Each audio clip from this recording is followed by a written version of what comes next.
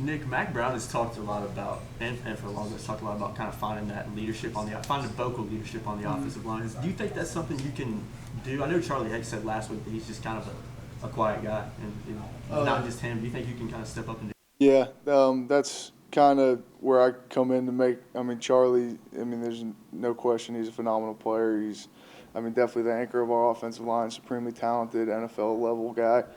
But I mean, yeah, that's who Charlie is. He's a worker. He doesn't really like to talk that much, and that's just kind of who he is. And I don't have a problem really being vocal or talking. So um, I've kind of tried to step into that role. You know, whenever there's a little lull in practice, you know, need a little motivation, I'll try to speak up. You know, try to encourage some of the younger guys. You know, pick some guys up, that sort of thing. Do you find that you have to be more vocal now that you've moved over to center more than playing guard, or does it really make a difference? Yeah, I say definitely pre-snap. There's a lot more talking that the center has to do now, which that it's never really been that big of an issue in our old system. I mean, everyone kind of communicated similar to this system. So I mean, it's a lot of talking. I mean, I just usually like at center, you usually kind of set the tone. So you walk up there and you know, UID Mike, you know, do whatever, and then the calls kind of rattle off from there. How has it been working with Marcus McKeithen, who kind of made the jump midway through camp to a first-team role? Tell us about him and what he brings. Yeah, I mean, Marcus, I mean, if anyone's ever met Marcus, he's a gargantuan of a human being. I mean, he's 6'7", probably got to be one of the biggest guards in college football, I say, now that he's there. But, I mean, yeah, he's a big, powerful guy. And my thing with Marcus is just kind of, you know, making sure, you know, I'm talking to him on every play. You know, I mean, he knows what he's doing, but when there's like a certain look or something, maybe just, you know, telling him, making sure he's on the same page, because when he gets there and he gets his hands on people, he can move them. So he's definitely a good guy to have out there. He's been here for a couple years now. I mean, I know him pretty well. He's a good kid, and he's got pretty good chemistry with everyone out there. So. What's the key working with three guys who haven't really played much with Tucker, Keith, and Tillis? I'd say the big thing is just making sure that everybody's on the same page. Sometimes when you get going fast, you can kind of get a little to sleep, and like but at center, you know, I got to make sure that everyone on the right side is working to the same people everyone on the left side is. So you kind of have to make sure that everyone's on the same page, working to the right people, that sort of thing. And the thing with some with sort of inexperienced type younger guys is they don't really talk as much. So, you know, they're not always going to explicitly tell me if like there's something wrong. So I just got to kind of make sure I'm being as vocal as possible, you know, making sure that everyone knows what to do. I mean, they know their assignments, but I'm saying everyone, if there's a wrinkle or something, making sure that everyone's on the same page so we don't have half the guys doing one thing, half the guys doing another. What are Sam's strengths? I mean, he's a talented runner. He's got a great arm. He's very, very poised to be as young as he is. He's a good leader. He's kind of steps in there.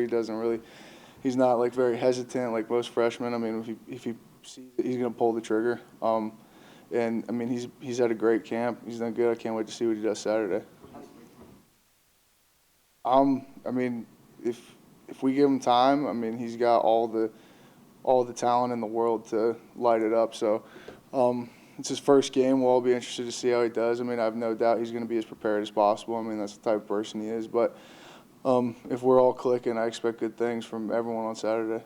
How does he gain the respect of maybe some of the more veteran guys, especially you and Charlie, who have been there for a while and are so much older than him? I mean, it's kind of like how it is with a lot of young guys. You got to step in, and when you're in there, we shouldn't be able to tell if there's a freshman behind us or something like that. So if you're in there and you can do your stuff and you know you do your job and you're not making mistakes or like shooting us in the foot, then I mean it's our job to protect him. And if we can't, I mean, if he does his job, then that's all we can really ask. And I mean, we respect that. I mean, as a quarterback, it's our job to protect him anyway. So there's a good deal of respect that comes there.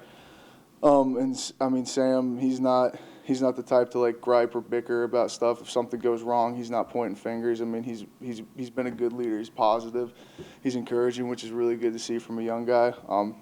I think he's going to have a great career here. And I mean, yeah, he's a very talented young guy that we all respect a lot. So. Getting here early and staying late, we kind of heard that from some coaches and other players. Do you see that? Yeah, I mean, we're all kind of in our own little zones, especially on game week. Like, I'll be in the O-line room watching film. He's with Coach Long over in the quarterback's room.